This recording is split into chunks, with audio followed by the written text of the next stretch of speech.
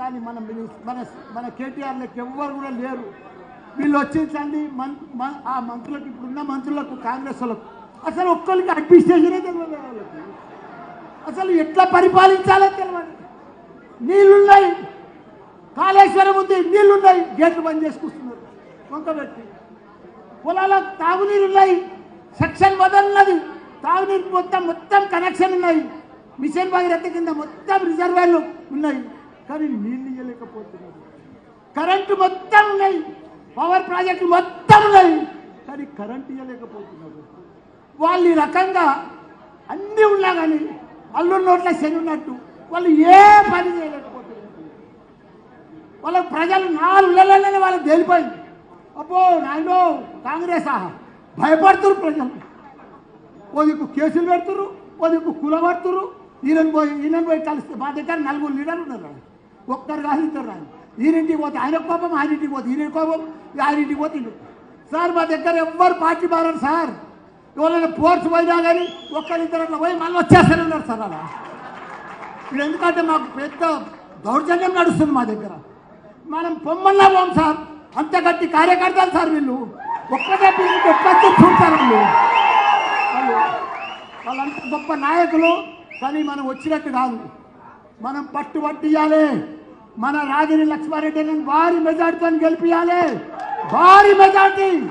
ఎవరికి క్యాడర్ లేదు, లీడర్ లేదు, నాయకులు లేరు, ఓటర్స్ లేరు. బీజేపీకి కానీ కాంగ్రెస్కి కానీ ఓటర్స్ అంటే, క్యాడర్స్ అంటే, చైర్మన్లు అంటే, కౌన్సిలర్లు అంటే, సర్పంచ్లు అంటే, మొత్తం కార్పొరేటర్లు అంటే బీఆర్ఎస్. మేడ్చల్ అడ్డా అంటే బీఆర్ఎస్ అడ్డా, మల్లన్న అడ్డా, మల్లన్న అడ్డా. కాబట్టి మనమందరం కూడా ఒక తాటి మీద ఉండి, వాళ్ళ ఊపు కాదు, వాళ్ళ ఇళ్ళలో తిరిగినా కానీ మనం ఎక్కడ కూడా భయపడొద్దు. మనం భారీ మెజార్టీగా గెలవబోతున్నాం. మన లక్ష్మణ చాలా మంచోడు. మొన్న కూడా చెప్పినా, నాకంటే కూడా మంచోడు. నేను 10 ఏళ్ల సందే సేవ చేస్తున్నాను, ఆయన 25 ఏళ్ల సంది స్లమ్లల్లా అన్నిట్లల్లో కూడా సేవ చేస్తూ ఉన్నాడు. బంగారం అసుంటి పేరుకు రాగిడైనా కానీ బంగారం అసుంటి లక్ష్మారెడ్డి అయినా. కాబట్టి మనం భారీ మెజార్టీతోటి మనం పెద్ద ఎత్తున ఆయనకు ఓట్లేపించి మనమందరం కూడా నెక్స్ట్ ఇంకో సభ గట్కేశ్వర్లో పెడుతున్న 7 తారీఖు ఇక్కడ మండలం అయిపోయింది.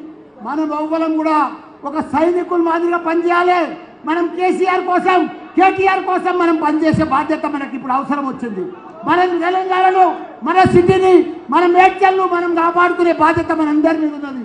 మనం ఒట్టేసుకున్నట్టే మనం ఖచ్చితంగా ఒక్క ఓటు పళ్ళు పోకుండా మనమందరం కూడా అన్నా, మీ అందరూ కూడా ధైర్యంగా నేనున్నా. వాళ్ళు ఎవ్వరేం చేయలేరు. మీ అందరు కూడా నేను ఒక వాచ్మెన్ లెక్క కాపలా ఉంటా. మీ అందరూ కూడా ధైర్యంగా ఉండండి. మీ ఎమ్మటి నేను ఉంటాను కూడా. మీ అందరు కూడా చెప్తున్నా. ఇప్పుడు టైం తక్కువ ఉన్నది. ఇప్పుడు రాగిడి లక్ష్మారెడ్డి గారు మాట్లాడాలి. రాగిడి లక్ష్మారెడ్డి గారికి ఓటేసి భారీ ఎత్తున గెలిపియాలని కూడా కోరుతున్నా. జై తెలంగాణ, జై కేసీఆర్.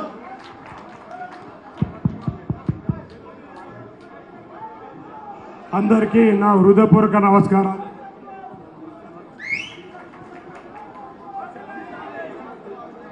ఇంకా మల్లన్న మాట్లాడిన తర్వాత నేను మాట్లాడుతున్నట్టే చాలా చప్ప కనబడుతుంది. ఎందుకంటే మల్లన్న ముందు మాట్లాడడం చాలా కష్టం.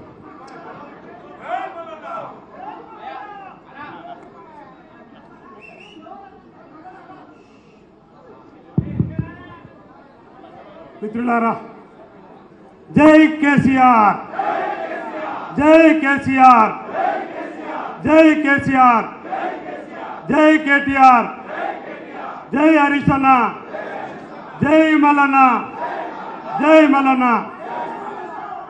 మిత్రులారా, నన్ను ఆశీర్వదించి కేసీఆర్ గారు మల్కాజ్గిరి అభ్యర్థిగా ఇక్కడికి నన్ను పంపించడము చాలా సంతోషంగా ఉంది. వారికి మనస్ఫూర్తిగా నా పాదాభివందనాలు. అలాగే రామన్న కేటీఆర్ గారు కూడా వారు నన్ను దీవించి నన్ను ఇక్కడ పంపడం జరిగింది. ముఖ్యంగా ఒక్క విషయం చెప్పాలి మిత్రులారా మీ అందరికీ. మరి మన మల్లన్న టైగర్ మల్లన్న సార్ దగ్గర, పెద్ద సార్ దగ్గర, కేసీఆర్ గారి దగ్గర నన్ను రికమెండ్ చేసి నన్ను ఆశీర్వదించినందుకు వారికి వందనాలు.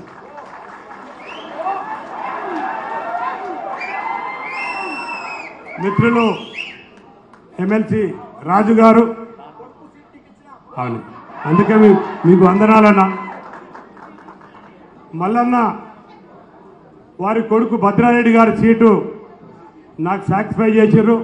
నేను కూడా వారికి తమ్ముళ్లాగా వాళ్ళ కొడుకులాగా నేను ఉంటా అని చెప్పి నేను అందరి ముందు తెలియజేస్తున్నాను.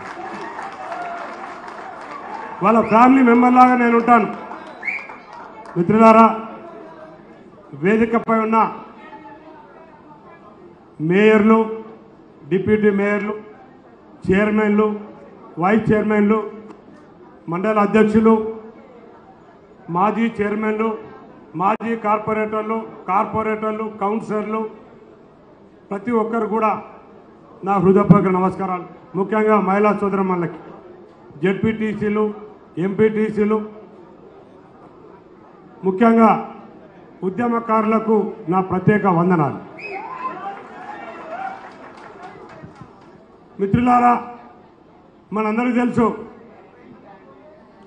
మరి 14 సంవత్సరాలు తెలంగాణ గురించి, తెలంగాణ ప్రజల గురించి మరి మన పెద్దసారి కేసీఆర్ గారు ఎంత కష్టపడ్డాడు.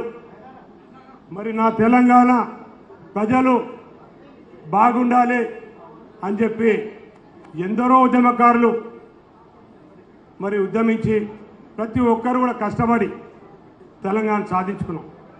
మరి సాధించుకున్న తర్వాత మీ అందరూ తెలుసు, ఈ మధ్యన వాడోడి జమై ప్రతి ఒక్కరు మన సార్ను ఏదో మాట్లాడాలని చూస్తున్నారు. మీ అందరూ తెలుసు, మనందరం ప్రజల్లోకి తీసుకుపోవాలి ఈ విషయాలన్నింటినీ.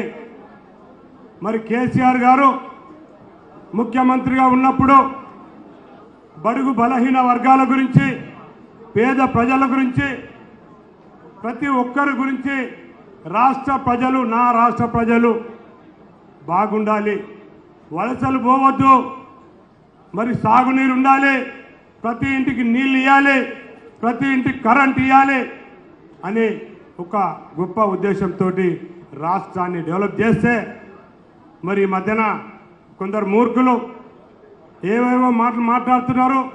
అవన్నీ కూడా మనం ప్రజల దృష్టికి తీసుకుపోవాలి. ముఖ్య విషయం ఏంటంటే, మరి నాకు మళ్ళీ ఇప్పుడే చెప్పిండు, నువ్వు 5 నిమిషాల కంటే ఎక్కువ మాట్లాడితే బాగుంటుందని చెప్పిండు నాకు. అందుకే తొందరగా మాట్లాడతా.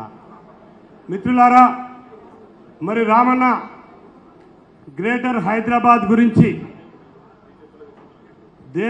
మన దేశంలోనే ఎక్కడ లేని విధంగా ఈ 10 సంవత్సరాలల్లో అన్ని రంగాలలో, ముఖ్యంగా ఐటీ రంగంలో దేశంలోనే ప్రథమ స్థానంలో మనం ఉన్నాం ఇప్పుడు ఈ రోజున. అది ఎవరి ఘనత? మన కేసీఆర్ గారు. మరి ఎవరైనా